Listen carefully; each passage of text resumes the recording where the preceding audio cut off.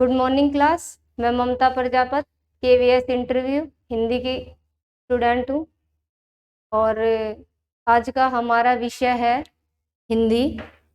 विषय क्या है हमारा? हिंदी। विषय हिंदी। हिंदी प्रकरण है हमारा, जो हमारी पुस्तक है क्षितिज भाग 2। क्षितिज भाग 2 उसमें है सूरदास के पद। सूरदास के पद। सूरदास के पद हैं।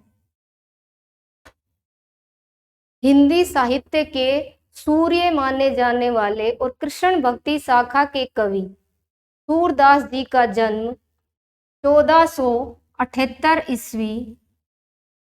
जन्म 1478 ईस्वी सीही बल्लभगढ़ हरियाणा।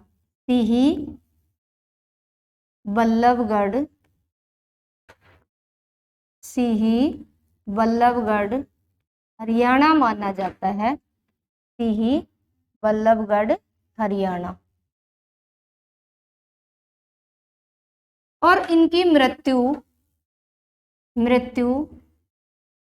1583 ईस्वी। 1583 ईस्वी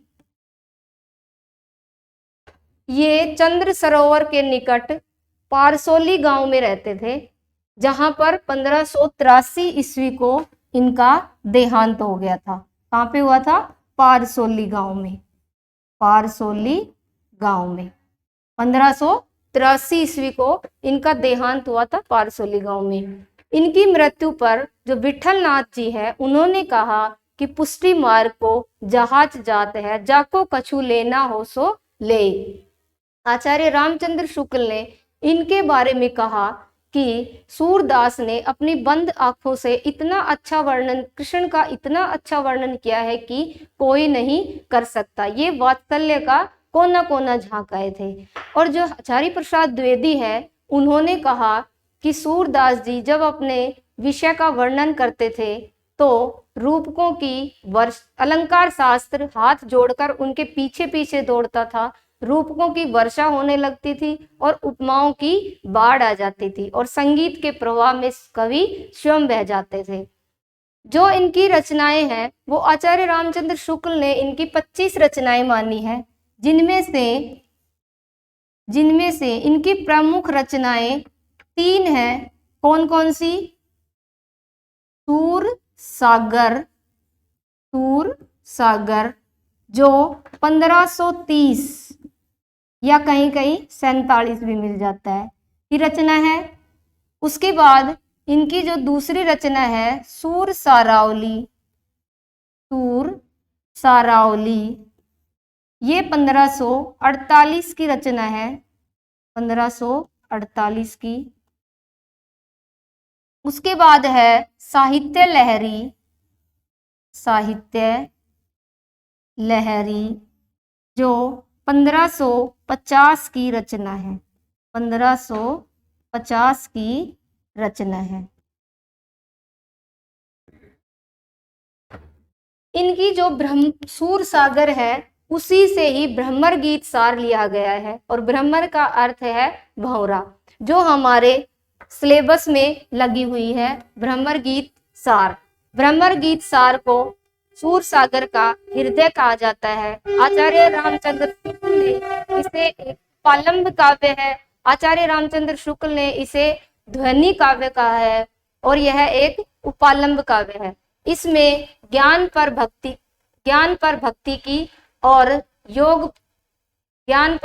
की और योग पर प्रेम की विजय है। इसमें विरह का सूरदास जी ने इतना अच्छा मार्मिक वर्णन किया है कि प्रकृति भी यहाँ रोती हुई प्रतीत होती है। जो इसमें इस पद में जो श्री कृष्ण है वह एक दिन उदास बैठे रहते हैं, तो उनका जो मित्र उद्धव होता है वे वहां पे आते हैं। तो वे पूछते हैं कि आज जो मेरे भगवान है वे कैसे उदास है। तो श्री कृष्ण कहते हैं कि मुझे गोपियों की बहुत याद आ रही है। तो वे कहते हैं कि फिर श्री कृष्ण उनको मथुरा से ब्रज में भेजते हैं और कहते हैं कि गोपियों को निर्गुण ब्रह्म का संदेश दो ताकि वो मुझे भूल जाएं।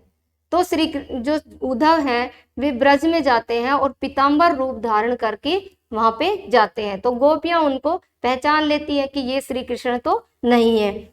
फिर जो गोपियां हैं वे उद्धव से सीधा नहीं कहकर वो क्या करती हैं, वे एक भौरा जो है वह वहां पे घूमता रहता है। तो भौरे के माध्यम से गोपियां उद्धव को कहती हैं कि उद्धव तुम हो अति बड़ भागी, कि उद्धव तुम तो बहुत ही भाग्यवान हो, भाग्यशाली हो। यहाँ पे बड़ भागी कहा है, लेकिन गोपियों ने क्या किया है, व्यंग किया है, व्यंग रूप में कहा है कि उद्धव तुम तो बहुत ही भाग्यशाली हो।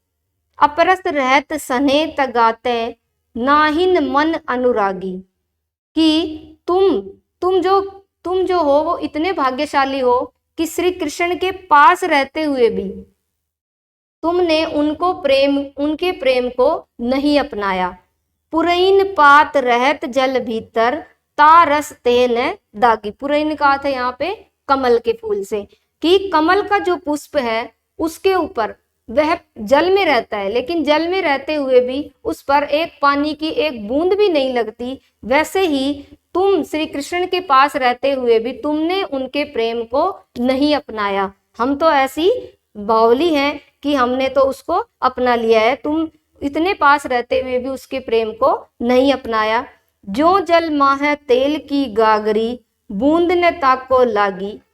जिस प्रकार, यहाँ पे गोपियां फिर कहती हैं कि जिस प्रकार जो तेल का जो घड़ा होता है, तेल की जो मटकी होती है, तेल जिस पे तेल लगा होता है, उसको जल में डुबोने के बाद उस पर एक बूंद भी जल की नहीं लगती, वैसे ही तुम भी श्री कृष्ण के पास रहते हुए भी तुम्हें उनका प्रेम छू भी नहीं पाया है। प्रीति नदी में पाँव न बोरियो दृष्टि न रूप परागी, कि प्रीति नदी यहाँ पे रूपक अलंकार है, कि जो प्रेम रूपी नदी है उसमें तुमने पांव तक नहीं डाला। दृष्टि न रूप परागी, तुम क्या उसमें मतलब उसको देखा तक नहीं, तुम पांव डालने की तो दूर की बात है, जो प्रीति रूपी प्रेम रूपी नदी है उसमें पांव डालना तो बहुत दूर की बात है, तुमने तो उसको देखा तक नहीं। सूरदास अबला हम बोरी गुर चीटी जो पागी, कि सूरदास जी कहते हैं कि जो सूरदास जी की गोपियां होती है वे क्या होती हैं, भोली होती हैं। तो कहती हैं कि सूरदास कहते हैं कि अबला हम बोरी गुड़ चीटी जो पागी, कि हम तो अबला है, निसहाय है। जिस प्रकार हम भोली हैं, जिस प्रकार जो चीटियां होती हैं वह गुड़ के लग जाती हैं तो उसको छोड़ती नहीं है, मतलब उसके चिपक जाती हैं, वैसे ही श्री कृष्ण के प्रेम में हम इतने चिपक गए हैं, उसको इतना अपना लिया है कि उसको हमें छोड़ना बहुत मुश्किल है। अब यहाँ पे जो हमारा भाव पक्ष है, जो हमारा भाव पक्ष है, इसमें हम क्या दे देंगे, सबसे पहले इसमें हम दे देंगे रस।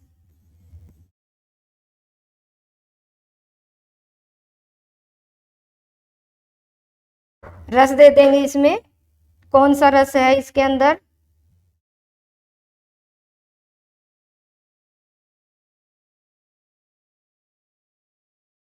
श्रृंगार रस है ना।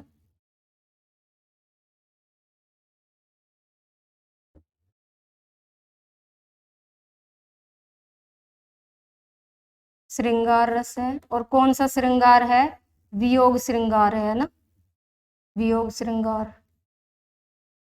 श्रृंगार कौन सा है, वियोग है, क्योंकि गोपियां हैं वो जो कृष्ण है उसके विरह में ही तो ये बातें कह रही है ना, तो इसमें, और उसके बाद में इसमें भाषा कौन सी है इसकी,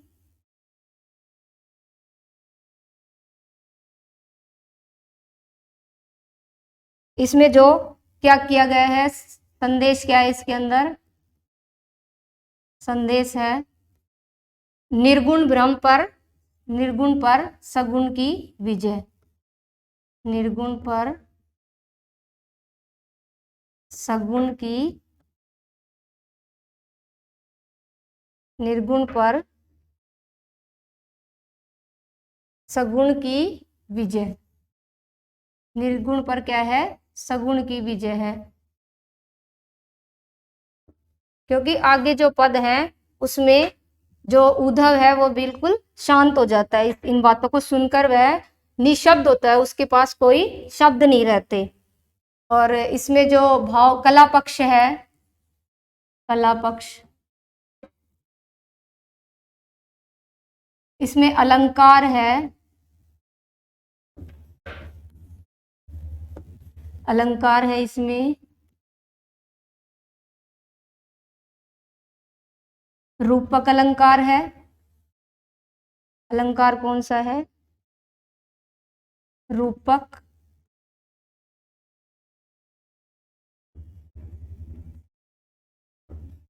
रूपक अलंकार है। और इसकी भाषा है, भाषा है इसकी साहित्यिक ब्रिज। रूपक अलंकार है। और इसमें कौन सा अलंकार है? दृष्टांत अलंकार है, दृष्टांत। और